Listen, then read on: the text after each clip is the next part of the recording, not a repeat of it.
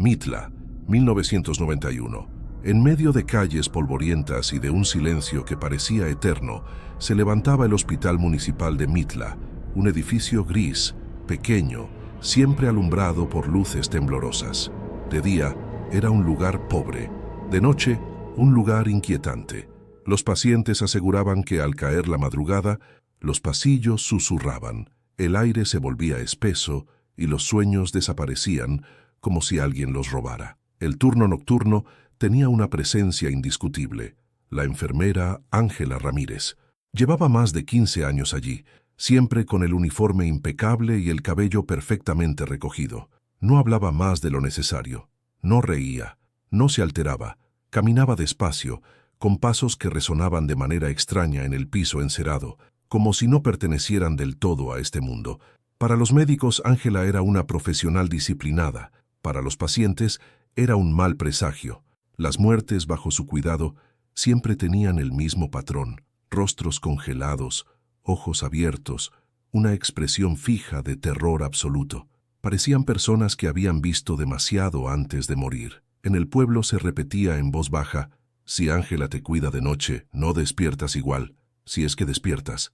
Los auxiliares evitaban quedarse solos con ella.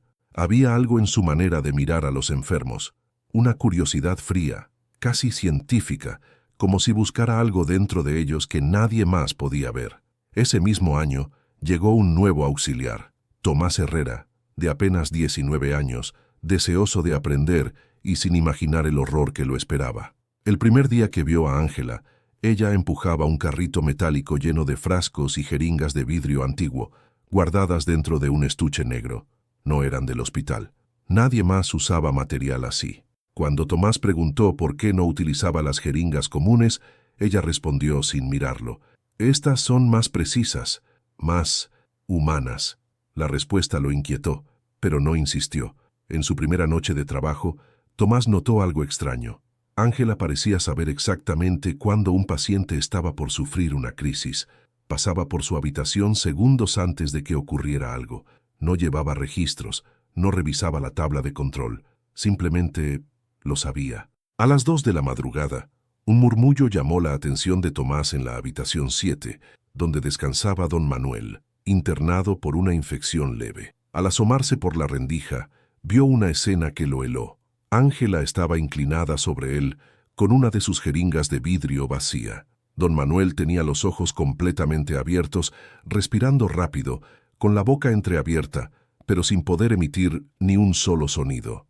Parecía atrapado en su propio cuerpo. «Tranquilo», susurró Ángela acariciándole la frente. «No puede moverse, pero aún puede ver. Observar es lo último que se pierde». Tomás retrocedió horrorizado. Minutos después, don Manuel murió en silencio, sin convulsiones ni signos de deterioro. Su rostro quedó congelado mirando al techo, como si hubiera vivido un último instante interminable. Al día siguiente, Tomás comentó el hecho con otro auxiliar. El hombre solo bajó la voz y dijo: «No hables de eso. Aquí la gente no muere durmiendo, muere despierta, y ella siempre está cerca». Desde ese momento, Tomás comenzó a observarla con atención. Descubrió que Ángela llevaba un cuaderno pequeño donde anotaba cosas cada vez que un paciente agonizaba. Siempre las mismas palabras: reacción ocular, respiración consciente, duración del miedo. Una noche, una anciana internada por deshidratación, doña Carmen, le suplicó a Tomás: «Hijito, no dejes que esa mujer se acerque. Cuando me tocó, sentí que el cuerpo se me quedó helado por dentro, como si me estuviera apagando». Tomás intentó tranquilizarla, pero él mismo había sentido ese escalofrío cada vez que Ángela lo miraba por demasiado tiempo. A las 3 de la madrugada, en un pasillo completamente silencioso, Tomás vio a Ángela preparando una dosis del líquido transparente que guardaba en sus jeringas de vidrio. Él la observó sin querer. Ella levantó la vista, sonrió apenas y dijo: «Esta noche aprenderás algo importante, Tomás. No todos mueren igual. Algunos necesitan sentirlo todo hasta el final». Fue entonces cuando entendió que Ángela no estaba allí para sanar. Estaba allí para ver, para estudiar, para presenciar la muerte en su forma más cruel, la muerte consciente. Tomás aún no lo sabía, pero ya había sido elegido como el siguiente testigo, y quizás la siguiente víctima. Desde su segunda semana en el hospital, Tomás comenzó a notar un patrón inquietante. Ángela nunca usaba los medicamentos del inventario, no firmaba registros, no retiraba frascos del almacén. Todo lo contrario, llevaba en su estuche negro ampolletas sin etiqueta, un líquido transparente que no se parecía a ningún sedante, analgésico o relajante muscular. Era más denso, más viscoso, y cuando la luz del pasillo lo atravesaba, brillaba con un matiz plateado casi metálico. Una madrugada, mientras hacía la ronda, Tomás vio algo que lo dejó paralizado. Ángela estaba en el cuarto 11, preparando una inyección. Al clavar la aguja en el brazo del paciente, un hombre joven que había ingresado por un simple cuadro de deshidratación, el cuerpo del muchacho se tensó de inmediato. Sus dedos se doblaron hacia adentro, su respiración se volvió entrecortada y sus ojos se abrieron al máximo, como si de repente hubiera visto su muerte frente a él. Pero no podía moverse, no podía hablar, no podía pedir ayuda. Ángela lo observó con una fascinación serena, inclinando la cabeza como quien examina una pieza rara de museo. Perfecto, la reacción es inmediata, susurró, tomando notas en su cuaderno. Conciencia preservada, parálisis total. La enfermera salió de la habitación sin cerrar la puerta por completo. Tomás, aterrado, esperó a que ella se alejara y entró rápidamente. El joven paciente intentó mover los ojos hacia él, pero quedaron fijos en el techo. Solo una lágrima descendía lentamente por su mejilla. Tomás intentó hablarle. ¿Me escucha? Parpadee si me escucha. Nada, ni un mínimo movimiento, solo la respiración rápida y el terror visible en su mirada. Ese mismo paciente murió al amanecer. El certificado decía paro respiratorio repentino. Tomás sabía la verdad. Comenzó entonces a fijarse más en las jeringas de Ángela. A diferencia de las de plástico, las suyas estaban cuidadosamente calibradas, con números grabados a mano y un émbolo que se deslizaba con una suavidad casi quirúrgica. Lo que más perturbaba a Tomás era cómo Ángela las limpiaba, no con alcohol, sino con un líquido oscuro guardado en un frasco pequeño. El olor era fuerte, químico, casi como cloro mezclado con algo más, algo que Tomás no podía identificar. Una noche, decidió seguirla discretamente. Ángela caminó por el pasillo hacia la sala de suministros, pero no entró allí. Siguió más allá, hasta una puerta que normalmente permanecía cerrada, la antigua sala de curaciones, clausurada desde hacía años. Ella abrió con una llave que llevaba escondida en el interior de su uniforme. Tomás esperó un minuto y se acercó. Desde dentro, escuchó el sonido de vidrio chocando, el roce de páginas y un leve murmullo, como si Ángela hablara sola. Dosis insuficiente, demasiada resistencia. Los nuevos casos requieren ajuste. Cuando la enfermera salió, Tomás se escondió detrás de un carrito. Ella pasó tan cerca que pudo oler su perfume tenue, mezclado con el olor metálico del medicamento. Aprovechando el momento, él se coló en la sala clausurada. Dentro encontró una mesa llena de frascos sin etiqueta, jeringas secándose sobre una bandeja metálica y un cuaderno abierto con fórmulas escritas a mano. Había dibujos del sistema nervioso, esquemas del cerebro y en letras grandes una palabra: inmovilización consciente. Como si no fuera suficientemente perturbador, encontró una lista de nombres, todos pacientes que habían muerto en los últimos meses. Al lado de cada nombre había anotaciones: 6 minutos consciente, 12 minutos consciente, respiración irregular, 9 minutos, ojos fijos, resistencia alta. Y el último nombre estaba subrayado: Tomás Herrera. El auxiliar sintió que las piernas le fallaban. No era un error, no era coincidencia. Ángela ya lo había elegido. Aquella noche, mientras trataba de mantener la calma, Tomás vio a la enfermera preparar otra dosis del líquido transparente. Ella, sin levantar la vista, dijo con suavidad: «No se esconda, Tomás. Sé que ha estado observando. Me alegra. Significa que está listo». Él retrocedió instintivamente. ¿Listo para qué? Ángela sonrió con una tranquilidad escalofriante. Para entender lo que los demás no pueden, para ver lo que ven mis pacientes antes de irse. Le mostró la jeringa. El líquido plateado parecía moverse, casi vivo. Esta dosis es especial. Mantiene la mente despierta hasta el último latido. Una muerte clara, una muerte consciente. No todos tienen el privilegio. Tomás salió corriendo, pero Ángela no lo siguió. Solo dijo, en un tono que congeló el pasillo, «No importa, aquí nadie escapa, yo cuido este lugar y a quienes duermen en él». Desde esa noche, Tomás ya no caminaba tranquilo por el hospital, porque Ángela sabía, Ángela esperaba, y Ángela tenía tiempo. Durante días Tomás vivió con el corazón acelerado, incapaz de apartar de su mente el cuaderno, la lista de nombres y su propio nombre subrayado con tinta negra. Cada ruido del hospital, un carro rodando, una cama moviéndose, un monitor pitando, le parecía una advertencia. Pero nada lo aterraba tanto como el sonido suave y constante de las jeringas de vidrio chocando dentro del estuche de Ángela cada vez que caminaba por el pasillo. Tomás sabía que tarde o temprano debía descubrir qué hacía Ángela con las sustancias que preparaba en secreto, y aunque el miedo lo paralizaba, algo más fuerte lo impulsaba. La verdad estaba dentro de la sala clausurada, pero también en un lugar aún más escondido. La oportunidad llegó una noche de lluvia, cuando un apagón parcial dejó algunos pasillos sin luz. Ángela seguía tranquila, moviéndose con su linterna como si caminara por su propia casa. Tomás aprovechó la oscuridad para seguirla sin que lo notara. Ella caminó hacia la parte trasera del hospital, donde una puerta metálica oxidada estaba siempre cerrada con candado. Pero esa noche, Ángela abrió la cerradura con la misma llave que usaba para su estuche. Tomás se escondió detrás de un carrito de lavandería. Vio cómo ella entraba y dejaba la puerta entreabierta. Un olor fuerte, parecido al del químico extraño que usaba para limpiar sus jeringas, escapó al pasillo.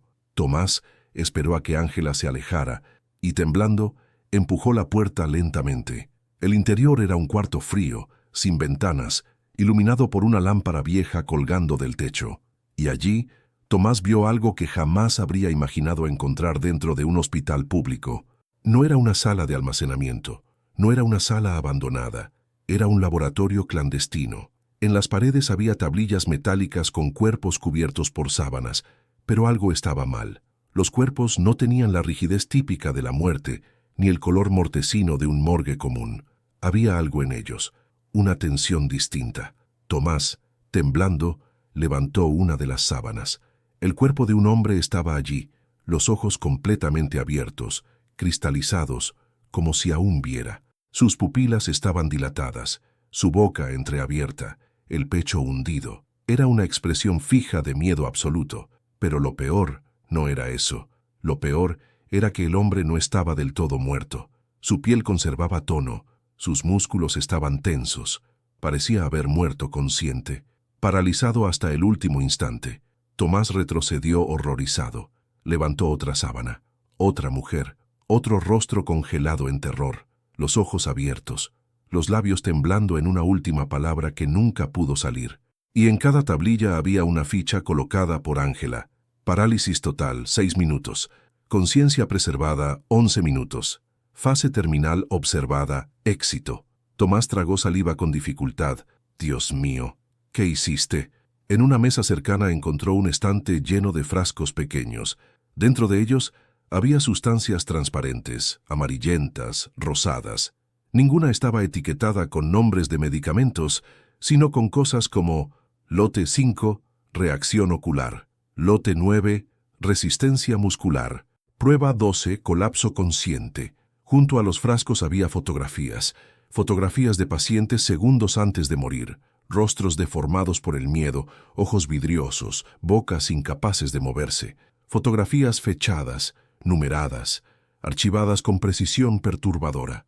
Tomás sintió ganas de vomitar, pero antes de poder reaccionar, escuchó la voz suave de Ángela detrás de él. Sabía que vendrías, Tomás. Siempre supe que tarde o temprano entrarías aquí. Él se giró bruscamente. Ángela estaba en el marco de la puerta, con su linterna apuntando hacia el piso y el estuche de jeringas en la otra mano. No estaba molesta, ni sorprendida. Estaba satisfecha. Este lugar es donde la vida se quiebra con más claridad, dijo mientras avanzaba lentamente. Aquí es donde observo lo que nadie más quiere ver. Tomás retrocedió, pero no encontró salida. Ángela levantó una de sus jeringas y añadió, «Lo que ves no son cuerpos, son respuestas. Mi trabajo es entender. Mi trabajo es estudiar esa frontera, cuando el alma sabe que se va, pero el cuerpo ya no la acompaña. Ella extendió la jeringa hacia él, como si le ofreciera una verdad inevitable. Y tú, Tomás, tú tienes una mirada perfecta para observar lo que viene. Él empezó a correr empujando una bandeja metálica que cayó al suelo con estrépito. Los cuerpos en las camillas parecieron observarlo mientras escapaba. Los ojos eternamente abiertos lo seguían en su huida. Tomás salió del laboratorio y corrió por el pasillo, pero mientras escapaba, escuchó la voz calmada de Ángela resonando detrás de él. No importa cuánto corras, la parálisis llega siempre, y cuando llegue, quiero que estés despierto. Esa noche, el hospital dejó de ser un centro médico para Tomás. Era un lugar de experimentos, un templo dedicado al miedo, y él acababa de entrar en la lista de Ángela. La noche que cambiaría para siempre la historia del hospital llegó sin aviso. A las 2:13 de la madrugada, un trueno estremeció el valle de Mitla y el hospital quedó sumido en un apagón total. Las luces se apagaron de golpe, los monitores dejaron de sonar y solo quedó el eco lejano de la lluvia golpeando los ventanales como dedos impacientes. Tomás, que ya vivía en estado permanente de alerta, sintió que el corazón se le detenía. Había estado evitando a Ángela durante días, sin éxito. Ella aparecía en los lugares más inesperados. Lo observaba desde el fondo de los pasillos, sonreía cuando él fingía no verla, pero esa noche era distinta, no por el apagón, sino porque Ángela parecía estar esperándolo.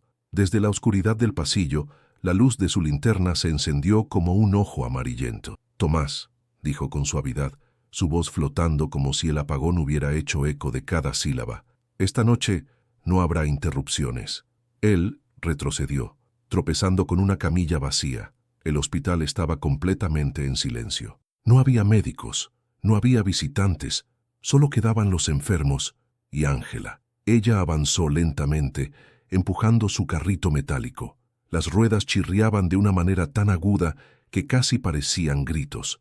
Encima del carrito descansaban sus jeringas de vidrio, alineadas con precisión quirúrgica, brillando bajo la linterna. Tomás intentó correr hacia la salida, pero encontró las puertas principales cerradas.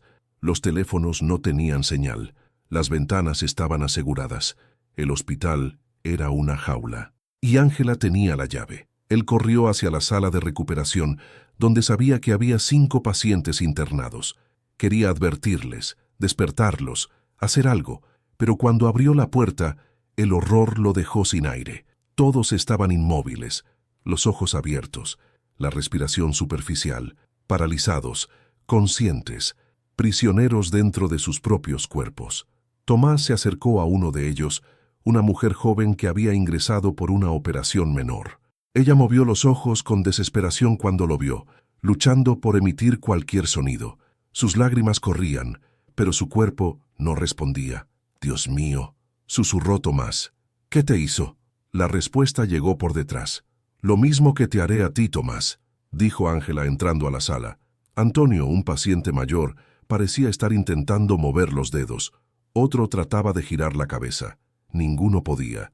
La enfermera pasó entre las camas como si estuviera visitando una galería de arte. «¿Lo ves?», susurró admirando las miradas congeladas. «Están vivos, perfectamente conscientes. Sienten cada segundo, cada latido, cada miedo, pero no pueden evitarlo, no pueden defenderse». Alzó una jeringa llena hasta la mitad con el líquido plateado. «Ese es el punto. La muerte debe ser una experiencia completa, y yo estoy aquí para presenciarla». Tomás se colocó frente a ella. «Detente, ya basta, vas a matarlos». Ella ladeó la cabeza, como si no entendiera el escándalo. «Tomás, ya están casi muertos. Yo solo los acompaño en su momento más puro. Tú serás igual, pero no tengas miedo. Quiero que veas todo». Se lanzó hacia él con la jeringa. Tomás logró esquivarla y empujó una camilla, haciéndola caer. La alarma sonora de las ruedas estrellándose contra el piso resonó como un grito en la sala. Ángela lo siguió, tranquila, sin perder el control. «Puedes correr, Tomás, pero tu cuerpo se cansará, y cuando pase eso, la parálisis hará lo demás». Él salió corriendo hacia la salida de emergencias, pero la puerta estaba trabada. La lluvia golpeaba con fuerza afuera, como si el mundo entero supiera lo que estaba pasando dentro. Ángela se acercó, sosteniendo la jeringa como si fuera un cáliz. «No luches, la gente siempre lucha, pero todos terminan igual, mirando. Ella lo acorraló contra la pared. Tomás levantó los brazos, pero sabía que no podría detenerla por mucho tiempo. La enfermera ya levantaba la jeringa cuando un estruendo retumbó en el pasillo. Una de las camillas caídas rodó por sí sola y golpeó la mesa de instrumentos, haciendo que varias jeringas de vidrio se estrellaran contra el piso. Ese segundo de distracción fue suficiente. Tomás corrió hacia el pasillo sin mirar atrás. Ángela, por primera vez, perdió la calma. «Tomás, no puedes escapar. Tú ya eres mío». Su grito resonó por todo el hospital, más fuerte que la tormenta, más aterrador que cualquier explicación científica. Tomás logró esconderse detrás de la sala de lavandería, intentando controlar su respiración, pero sabía que no podría huir para siempre. Ángela conocía cada rincón del hospital, cada puerta, cada sombra, y él ya había visto demasiado. Ya estaba marcado, ya estaba en la lista. Aquella noche, mientras el apagón continuaba, Tomás comprendió lo inevitable. Ángela no solo mataba, experimentaba, y él era su próximo estudio. Tomás logró salir vivo del hospital esa noche, pero no porque Ángela lo permitiera, sino porque algo más fuerte que ella intervino: la muerte de los pacientes paralizados. A las 4:06 de la madrugada, todos los monitores colapsaron al mismo tiempo. Uno por uno, los latidos se detuvieron. Los cuerpos, rígidos y conscientes, finalmente dejaron de respirar. El hospital entero quedó en un silencio tan profundo que parecía que las paredes también habían muerto. Cuando la luz regresó horas después, Ángela ya no estaba. No había dejado su estuche, ni sus jeringas, ni su cuaderno, nada, solo un pasillo vacío, y el rastro de algo que el tiempo no supo borrar, un olor metálico que impregnaba cada habitación donde había trabajado. Días después, el hospital cerró temporalmente. Los directivos dieron una explicación vaga: fallas eléctricas severas, muerte inesperada de varios pacientes, revisión estructural necesaria. Nadie mencionó a Ángela, nadie preguntó por ella, nadie quería hacerlo. Tomás trató de denunciar lo sucedido, pero las autoridades locales no lo escucharon. «Estás nervioso, muchacho. Seguro te impresionó la tormenta. Una enfermera homicida, un laboratorio oculto, pacientes paralizados conscientes. ¿De verdad crees eso?» La policía se limitó a encogerse de hombros. Lo tomaron por paranoico, por exagerado, por traumatizado. Pero Tomás sabía lo que había visto, sabía lo que había sentido, sabía que Ángela había desaparecido demasiado rápido, como si el hospital la hubiera tragado. Cuando el hospital reabrió meses después, varios lugareños empezaron a notar cosas extrañas: luces que parpadeaban sin razón, camas que se movían solas durante la madrugada, puertas que se abrían lentamente cuando no había viento, pacientes que aseguraban sentir una mano fría tomando su muñeca mientras dormían. Y lo peor, cada 3 semanas, exactamente a la misma hora, 3:21 am, un carrito metálico se escuchaba rodando por el pasillo principal, siempre dirigido hacia la sala de urgencias, siempre sin nadie empujándolo. Los guardias de seguridad, aterrados, contaban que habían visto una figura blanca pasar en la madrugada. Una mujer, creo, caminaba lento. No pude ver su cara. La seguí, pero desapareció cuando dobló el pasillo. ¿Quién la vio antes? Nadie, y nadie quiere verla otra vez. Los nuevos auxiliares empezaron a notar algo aún más escalofriante. En la sala de suministros, entre cientos de cajas nuevas, siempre aparecía un estuche negro antiguo. Se abría solo. Adentro, cada noche, había una sola jeringa de vidrio limpia y una nota con letra curva que decía: «Para el paciente de hoy». Nadie sabía quién colocaba esa nota. Nadie quería descubrirlo. Tomás dejó Mitla para siempre.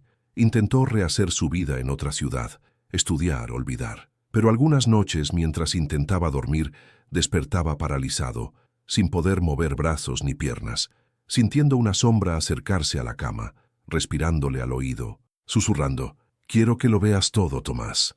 Entonces recuperaba el movimiento de golpe, encendía las luces. Estaba solo, pero en el espejo, sobre el cuello, siempre amanecía una marca circular minúscula, como el pinchazo de una aguja. Hoy, más de 30 años después, el hospital sigue funcionando. Se renovó, cambió de administración, cambió de personal, pero las muertes inexplicables continúan. Pacientes que estaban estables y de pronto Amanecen con los ojos abiertos, el cuerpo rígido y la expresión congelada. Muertes sin convulsiones, sin signos de lucha, sin causa clínica aparente. Cuando ocurre, los enfermeros nuevos se miran entre sí, y nadie lo dice en voz alta, pero todos saben lo que significa. Ella estuvo aquí, porque en Mitla, todavía hoy, se escucha el sonido suave de unas jeringas chocando dentro de un estuche negro, que algunos pacientes juran haber visto a una mujer de uniforme blanco entrar a su habitación en plena madrugada, siempre silenciosa, siempre calmada, siempre observando. Una mujer que, según todos los registros oficiales, murió hace décadas.